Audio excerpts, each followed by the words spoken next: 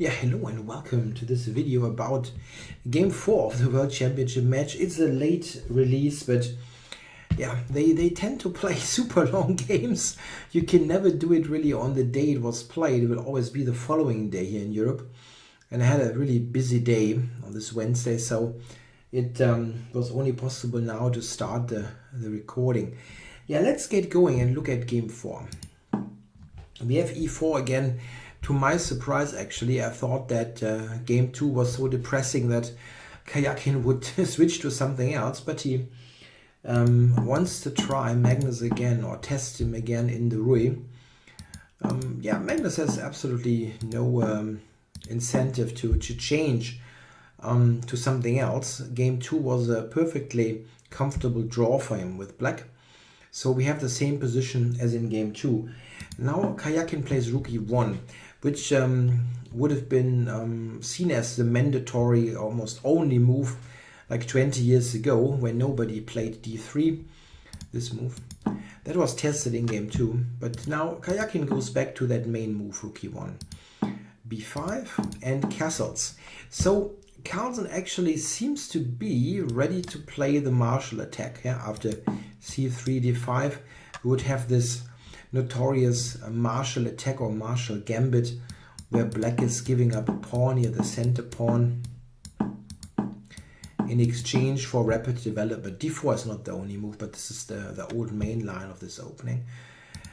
Black gets good compensation there, and the general consensus is that it's very difficult for white to get something in these positions, even though it's a fairly safe choice for white. Yeah? There are some lines where black can never do much, but it's difficult for white to play for a win. Nowadays, most players go for one of the various anti-martials. This is a4, h3. Sometimes we see d3, but this is kind of not making that much sense. If you want to play with d3, you can do that on move 6 and just skip the Rook e1 move. Yeah, here h3 was played. This is maybe the most popular anti-martial. The reason is for this move is that now d5 doesn't work, because in this kind of situation here, white is actually still having the move knight c3 available. There's no pawn on c3, and this is believed to be an incorrect pawn sacrifice. Note that h3 is actually useful. So after bishop d6, like here and here, there is no mate threat on h2, or big threat on h2. Bishop b7 is the normal reply, and now d3. Yeah, it's funny. Here actually black still can play d5. This is a popular pawn sacrifice. Something like that has been played, and now black can take or play knight d4, both with compensation. I'm not quite sure what the latest word is, but I think black is okay there. Carlsen does not play that. Maybe he feels giving up a pawn so early on is unsuitable for a World Championship match. I mean, I kind of think the approach is correct. In those kind of complex Rui positions, he's right at home with both colors. The same for Karjakin, of course, but yeah, why not play such a complex position that is more closed with d6? Nothing wrong with that. Okay, a3 gives some cubbyhole for the bishop. Queen to d7. That's not the only choice. Black can also go for other setups. Knight a5 or knight b8 has been played. Especially knight b8 I like. This is comparable to the Breyer. Black actually has the Breyer setup, but white has played a3 and d3 instead of c3 and d4, which somehow cannot be an improvement. So this is something that I also like quite a bit. But queen d7, of course, is perfectly fine by the world champion, connecting rooks. And now we have a typical maneuver here, rook e8, bishop f8. So black has gotten in all the usual moves, and it seems that white is aiming for some build-up on the king side. He's keeping the center somewhat more modest, but by not advancing it so early, you can rather put or shuffle pieces to the king side and later do something. Yeah, it's a slow strategy, but not uncommon, this kind of setup. Yeah, this knight clears the way here for the queen to be on f3, and the queen is helping to make some pressure on the king side. Here that move h6 can turn out to be a weakness. We see that white has this idea, bishop takes h6, which will be important in the game. Carlsen now took on e4. I'm sorry, he played this first and then took on e4. Yeah, and now went knight to c4. And we come to an absolute key moment in the game now. I think all that made perfect sense. The knight on c6 is not well placed. It looks at protected squares, so this maneuver made perfect sense. The knight now is active on c4, looking at this pawn, and it has good squares to go to b6 or to d6. So all that makes sense. But isn't there a pawn hanging on h6? Yeah, well, as I mentioned, this queen, it looks at this knight, and in fact now Karjakin did capture on h6. And yeah, it's an interesting move. It seems that if we check the game continuation, it is not the best move, and probably giving black a rather comfortable position. But yeah, there are some other things to mention. First, let's look at an alternative. White instead could have continued to build up on the king side. He could have played a move like maybe knight to g3 or knight g4. This is maybe the most what's the right word there? Yeah, if you want flexible, if you look at this kingside play, you need the knight g4 anyway. If you go here or here, it can still be chosen later. Yeah, black's idea, or white's idea is to go for such a position here, where the knight might come here, or long term you can do something on the h file. I think this is probably roughly equal. Black, I think, can be happy here. The knight on c4 is blocking this bishop nicely. If it wasn't for that, I think white actually would be slightly better here. It's this kingside play can be quite annoying, but the knight is just having a good post there, making this bishop look somewhat bad. Still, this is what white probably should do. After this, there are a couple of wild complications possible. Carlsen could have taken on e4 here, for example, but this is not probably all that great. Yeah, white has this interesting continuation. He can opt for this position, and here, if we do a counter, 6 pawns, but the exchange. White is an exchange down. But what you should not underestimate is that the light squares now are extremely weak in black's camp. Note the weak f5 square. If white plays something like knight e3, for example, he's trying to go onto those squares, and this is extremely unclear, this position. Yeah, so I mean, what is black going to do? If you take here, you know, this is getting dangerous. Queen g6 on the cards. Very dangerous position for black. Karjakin took a long time with this bishop takes h6, and this is probably what he calculated. In the press conference, it seems that he said, or I heard that he said, I didn't watch it myself, that he had actually overlooked queen to c6. And this is a very good explanation for the move bishop h6, in a way, why he went for it. If you somehow don't see this reply, the move looks very attractive. Yeah, if black is forced into this position, an exchange up, then it's an attractive option for white. But queen c6 is actually a strong move. And Karjakin now had to readjust. This is often extremely uncomfortable. Yeah, you have overlooked a move, and then all of a sudden, you're faced with a situation that you have not anticipated at all. So what is it that you should do? First of all, this bishop is now just hanging for good. Yeah, the queen is covering the knight, so the bishop has to move. Yeah, but where to? Where to go? This is also hanging on b2, right? So your choice is limited. Something like, I don't know, let's say you go to g5, yeah? Then black will take e4. He's on that square, on that pawn, quite a bit. That move doesn't make any sense, by the way, and the bishop is now hanging immediately. So it seems that the objectively best move here is bishop to c1. That covers b2 as well. And black now gets this back on e4. After a move like knight e3, I think that the position is again probably roughly equal. If you give me a choice, I take black. Probably this is also because this is more of a position that I could have as black, but I think objectively this is probably about equal. It's quite likely actually that the queens get traded. Yeah? Something like this is a very plausible continuation, and something like that. Black seems more active, but white doesn't have any serious weakness, so it's probably roughly equal. After a long think, I think roughly 15-16 minutes, Karjakin played the move bishop takes c4. And if you want to see something really funny, I'm recommending to go to the archived live stream of from Chess24, where Peter Swidler and Eric Hansen did the commentary on that game, because when this move was played, Hansen was absolutely sure it was a transmission error, because he felt that it's so horrible, it cannot be true.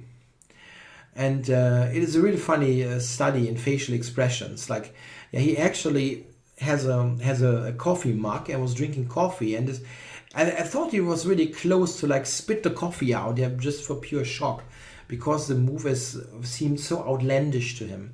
And well, we have to agree that that's really a really bad move strategically speaking. We have to look at the position like one move later, and then we seem probably even clearer why this is such a bad decision. Sorry, Carlsen has to take with the pawn first of all. Yeah, this is not doing anything. Yeah? White is covering this, and now is a pawn up. The queen has to stay on that knight, but he doesn't mind to take with a pawn in the first place, even if it wasn't a tactical reason. If you take with a pawn, this pawn on c4 is extremely strong. This is not a weakness. Yeah, it's a double pawn, or part of a double pawn construct, but the pawn here is actually limiting, freezing white's queen side completely. We will see later in the game that the c7 pawn actually gets lost, but this is not a big issue at all, as this pawn alone is completely devaluing white's queen side. The light squares here are extremely weak, b3, d3, c2, and so on. So giving up this important Spanish bishop was really a tremendous strategic mistake, and very surprising that this happened, because it doesn't really take a player of Karjakin's strengths to evaluate this position as clearly better for black. He must have been really taken aback by queen c6, that somehow he got by this queen c6 move that he, it seems, has overlooked, that he was somehow thrown off balance, because it's sometimes you make a decision and you look at this later and somehow you think, hey, what was I thinking? It's very obvious then, like one or two moves later, that something went wrong, and you clearly see it and evaluate it correctly, but somehow when picturing the position one move earlier, just when you calculate, you somehow have a mental block, and this is probably what happened here. We shouldn't underestimate that they had played a 7-hour game the day before. So this is all probably taking a part, or playing a part here. Yeah, so let's have a look at this position again. Bishop had to go back, and Carlsen got the pawn back now. So what do we have? White has a devalued queen side. Black has two bishops, and if you look at the bishop pair, the key thing often is the extra bishop that you have. Like, both have a dark squared bishop, and what is the value of the bishop pair? That light squared bishop should be better than the white knights. Okay, is there a question here, any argument that this bishop is stronger than the knight on h2 or the knight on f1? I guess not. That bishop is tremendously strong and has various ideas also to be positioned effectively on the board. This diagonal, for example, also might be attractive in the future. The light squares in general, as I said, are very weak, and it's very good to have a bishop like that. This is a fantastically good position for black. Computers tend to give black like 0.7, 0.8, but for a practical player this even looks worse, because black has a completely free hand here in improving the position, and white has absolutely no counterplay. So an excellent position for Carlsen, excellent opening result. The result of this really blunder, yeah, bishop takes c4. So let's see how it continued. Knight g3 was played, and knight to d6. Not the only move, yeah. Engines suggest queen g6 here mostly, but knight d6 I think is a good understandable choice. I don't really know what I would have played, but I think I also would have leaned towards this move. One key idea is that white is also suffering from a disadvantage in space. Yeah, he's basically down to those 3 ranks, while black has things on the 4th and 5th rank and more space. And generally, you don't want to trade all that much. The white pieces are basically standing on each other's toes. If you want to look at where are those pieces potentially positioned, they kind of fight for 2 or 3 squares, mostly the e3 square. And therefore not trading does make quite some sense. Rook d1, centralizing, and Carlsen now played rook b8. We should mention that black here had the opportunity to take here and do this. Yeah, trade on f3. Just looking at the pawn structure, this position looks okay for black, of course. Yeah, there's a doubled pawn construction now, double pawn construction on the king side. But you absolutely never ever give up this bishop for a knight on f3. This position, while not being super attractive for white, is probably tenable. You put the bishop on c1 to cover this weakness. I should unpaint, yeah, it's a little bit much. You will put the bishop here to cover b2. Knight e4 might trade the knight. And in general, you're fairly solid here. Those double pawns are not a problem because they are not exploitable. You cannot attack them. So this would be a gross positional error to take on f3. I mean, I think a good player wouldn't even think about the move. So Carlsen played rook to b8. Bishop c1. That's the only purpose of that bishop now, yeah? Covering b2 in the long run. f6, it's a good supporting move. And now Karjakin was basically running out of moves to play. So he went for the trade and put the knight up to g4. So we've got an ending almost. It's an ending without queens. Still a couple of pieces on the board, but I think it has clearly ending character because kings are not under fire anymore. It's clearly very nice for black. One thing, however, which is something that I know very well, if you have a very good position, you sometimes are overwhelmed by the sheer number of possibilities. It's not so easy in a very good controlled position to choose the right path because they all look good. Yeah, it's like you're in a candy store and everything tastes nice. You don't know what to take. Yeah. And this sometimes makes life difficult. My own advice, if you are in such a situation, is often from a practical point of view, choose a move that looks fairly simple in nature and choose it quickly. This is often a good practical choice, not spending ages to find some miracle solution that maybe is not there at all, and just do something that makes sense and improves your position a little bit. And do that quickly. Don't spend like 20 minutes on it. I think Carlsen does something similar for a couple of moves. He just slowly improves here. Rook to b5. I think that's a sensible move. The rook is a bit more active there, and it looks at e5. So it's a further protection of this pawn. So the move f5 is now in the position. Yeah, f3 played by Karjakin. Yeah, he wanted to, I think, blunt this bishop and maybe get an additional square there on f2. Not that this is great square, but yeah, it is there now. And white has to go there. Knight e3 is not a good idea. So went back to f2. And bishop e7 now. Yeah, that also makes sense. It's not the only move. I mean, this is the thing. You have tons of moves here. And it's, I mean, you can, theoretically speaking, spend a long time on figuring out if you want to play, let's say, g6 in this position, or king f7, or bishop e7. They're all somewhat similar, and usually play one of those good looking moves. I mean, quickly means not in 5 seconds, but don't spend 20 minutes on it. It won't net you much. You have to play slowly anyway. I mean, slowly in a chess sense, yeah, like slow build up, slowly improving the position. Carlsen went bishop e7. I mean, you can argue here what's better. I also feel king f7 makes perfect sense. Yeah, get this king closer to the action. It's not a big difference probably. Yeah, Karjakin now went f4. He was tired of just sitting there, and very understandable. Yeah, just doing absolutely nothing is no fun. And not that this is in a big attacking move, but it at least does something.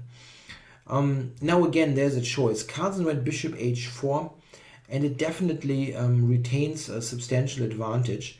I also like the idea to just take here. And again, it's very difficult to say what's best. Yeah?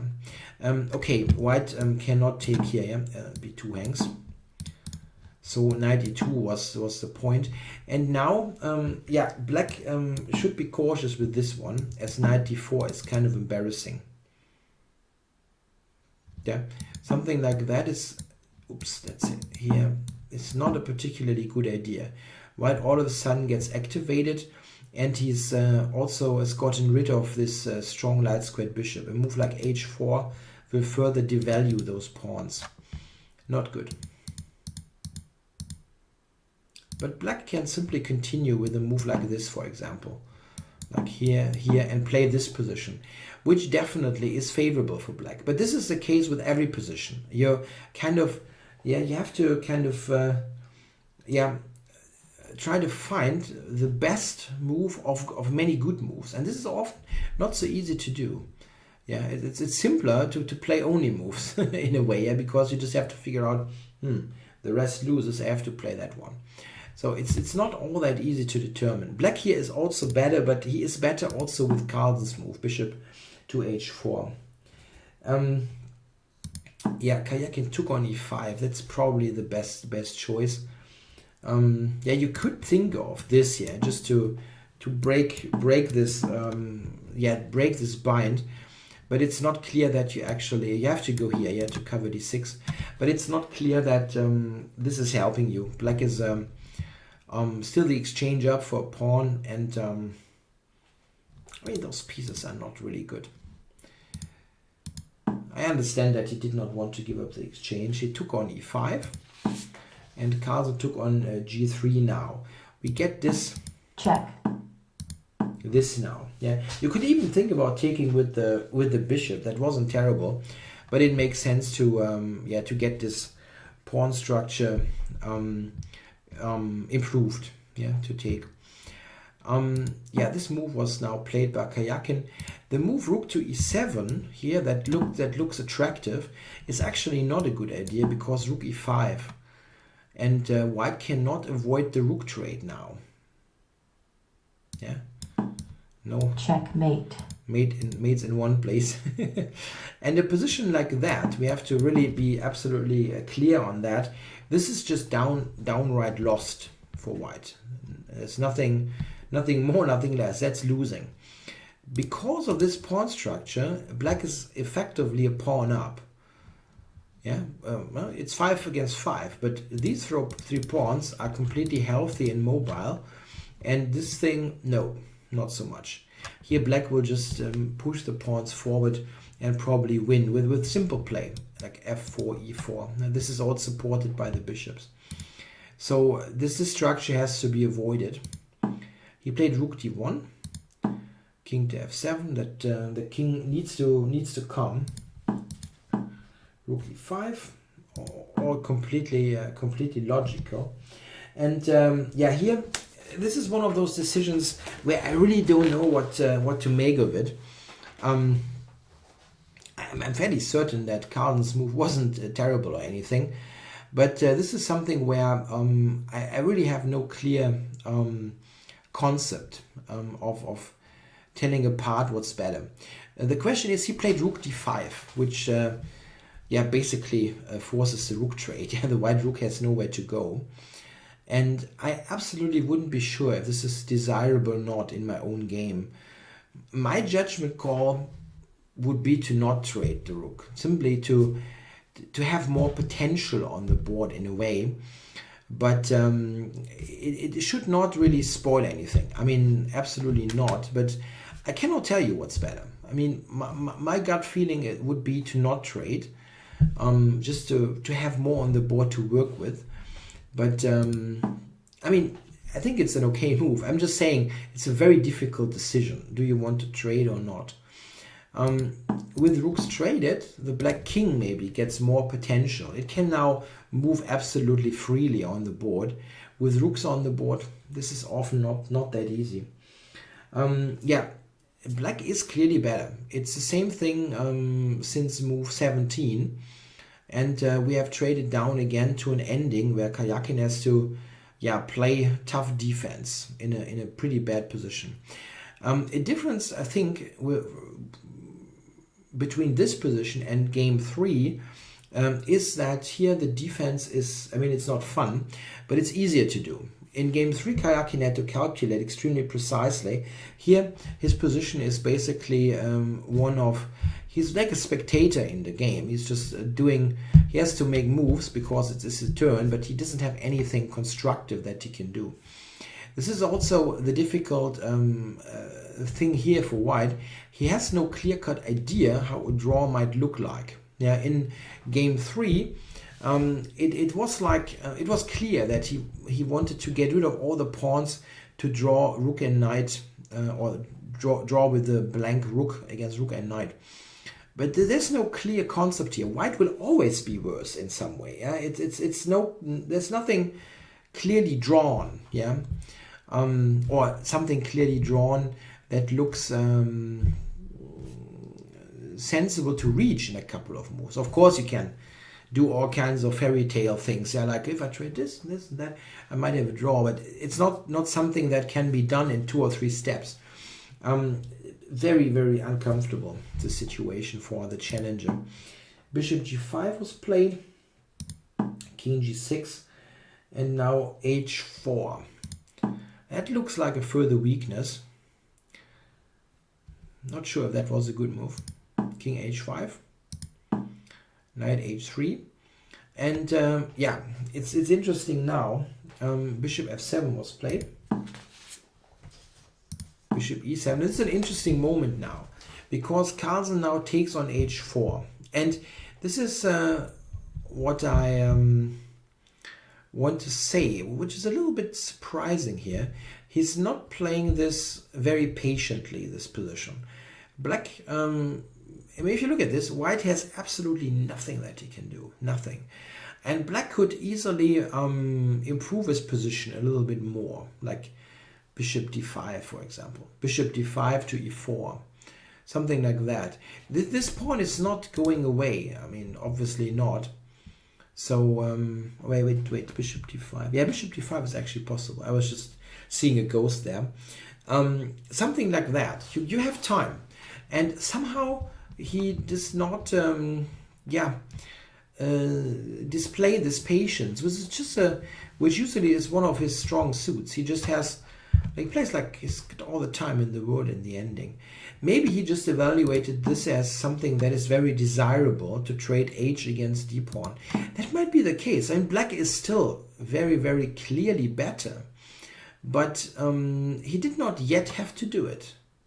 Now he forced the action now in some way, and often in the ending it's good to just play in somewhat, let's say, in a style where you kind of shuffle a little bit and do little things, so that you can actually also give the other guy some leeway to do something stupid. Yeah, just take your time. It's often the best approach. I've felt that quite often. I've won good positions by improving slowly and just I win them quicker than with something drastic, because if you do it slowly and let the other guy kind of sit around a little bit there in their bad position, they often do something stupid and actually help you. I'm not saying that this would have happened, but doing it slowly is often not a bad idea. So what happened here? A bishop went back to d8, and Carlsen brought the pawns forward. Note that, in effect, black is a pawn up here. The b2 pawn is worthless, absolutely worthless. So this is probably what brought him to do this trade, this quick trade, because it's clear that it's very favorable for black. Question is, can you win? Of course, that's the big question. And I have to say, I'm not able to answer this absolutely correctly. We'll see what happens.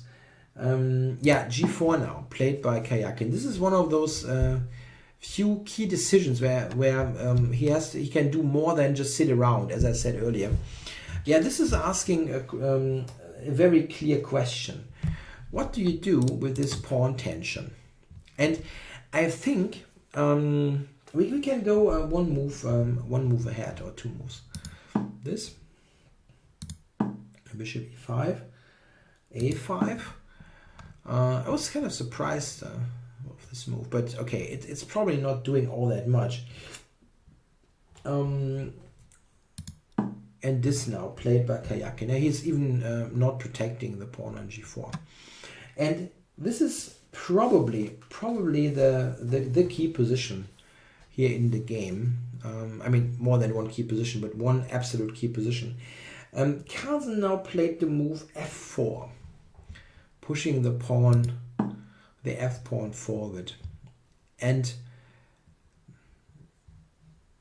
it's still tough to say, but I think it's a draw after that. I think it's a draw. I mean, I watched the live broadcast, and Svidler and Hansen tried to find a win for black, and they failed. They really failed. I'm not spoiling too much, I think, if I say that this game ends in a draw, yeah, after f4.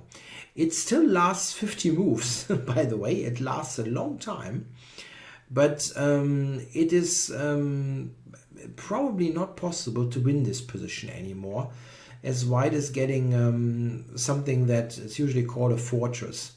Yeah, something that is just impossible to breach, and Carlsen didn't succeed.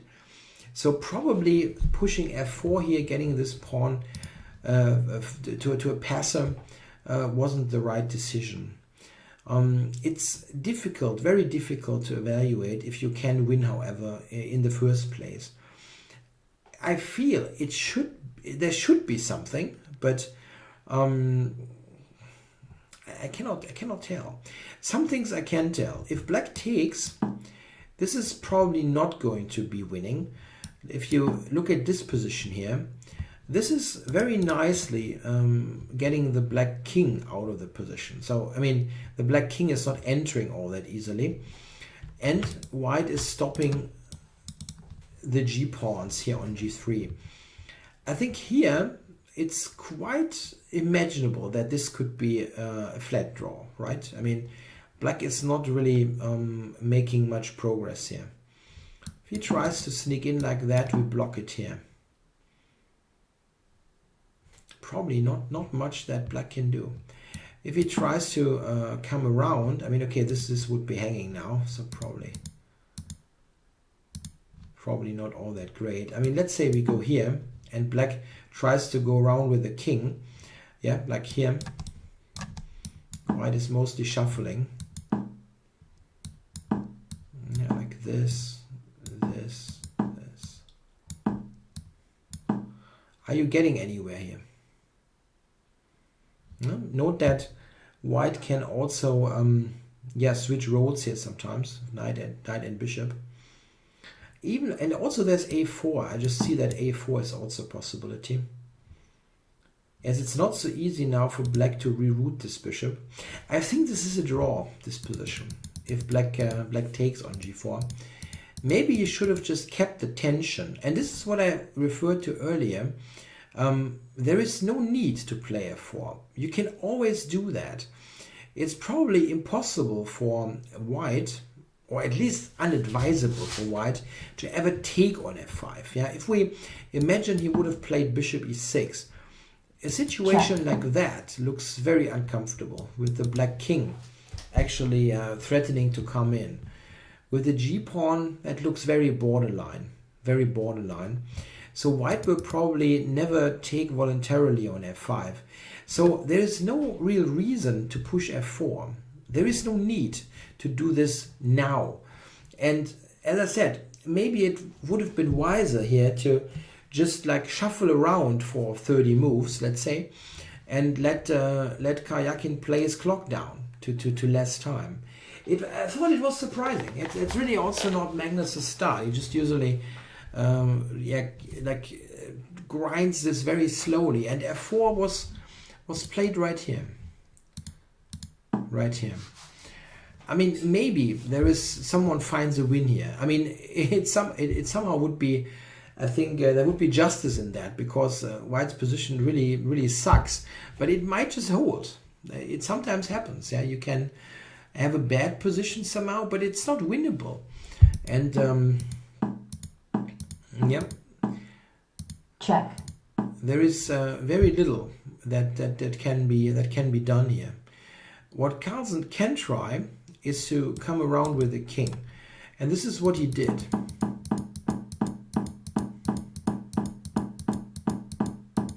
Yeah, note the fortress type of character. Yeah, this is keeping the pieces out. The knight is blocking this. The bishop is on d4. There is no way for the black king to enter on the king side. This is basically a barrier here. You know? And so the king tries on the queen side.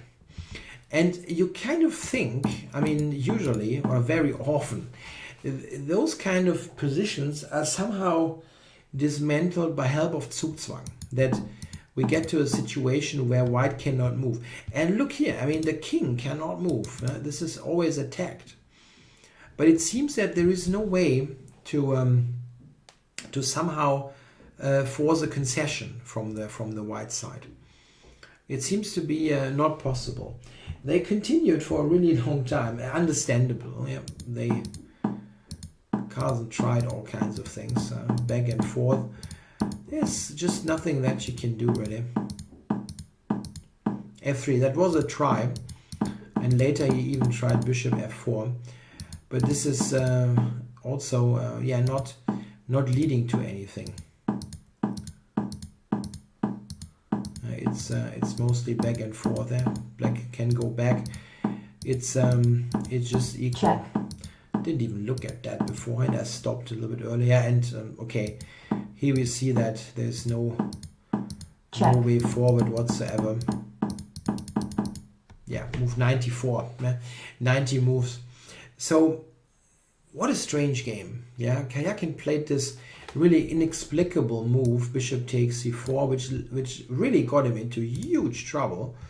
Then Carlsen has a great position, but somehow, even though he's fantastically good in converting technical advantages, fails somehow for a second time. However, like after game 3, yeah, in game 3, however, there were some positions where you could clearly point out, okay, here that was a win, and he didn't see it because he didn't have time or whatever. Here this is a really strange situation, because black must be in great shape, and was for a long time for sure, but it's somehow impossible to prove a win. Or I mean, I didn't find any, and also I think most commentators didn't, or most, I don't know of anybody. Maybe in the meantime somebody found something. Also note that using engines is useless here, because computers give like -1.8, some give -2, but if you look at the engine, then they just shuffle around aimlessly. It's just the engine adds up advantages, better pawn structure, bishop pair, the king is more active, there's a pawn on a f file. This is all nice and good, but if you have no way forward, it's nothing. It's just nothing. So a very interesting kind of draw here from this position. I wouldn't be surprised if someone finds a concrete win somewhere, but I rather suspect that it is here before f4 was played. With f4 in, I don't know. I feel that it is a fortress after f4. But this is more of a gut feeling. I mean, again, Swidler, Hansen, they didn't find anything. And I think Swidler also did a recap and didn't find anything there either. Yeah, I hope you enjoyed the coverage of this game. It's the fourth draw, but this was a big struggle. It wasn't a boring game. What to make of this, by the way? Is Carlsen now very frustrated?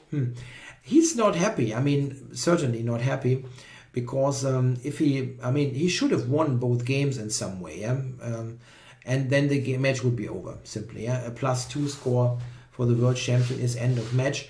And in effect, now it's just equal. Yeah, we now have an 8-game match. On the other hand, Carlsen can certainly view those games as very one-sided. Yeah, there wasn't a single point ever in this match where he was even like a single digit in engine evaluation worse. It was just quite the opposite. He's quite, don't get me wrong, easily getting good positions. Yeah, like here it was handed to him, like here you got it. Yeah, he just has to convert them. Which eventually certainly will happen. But it can also be like we sometimes view other sports, where one team is pressing all the time, but they simply don't score.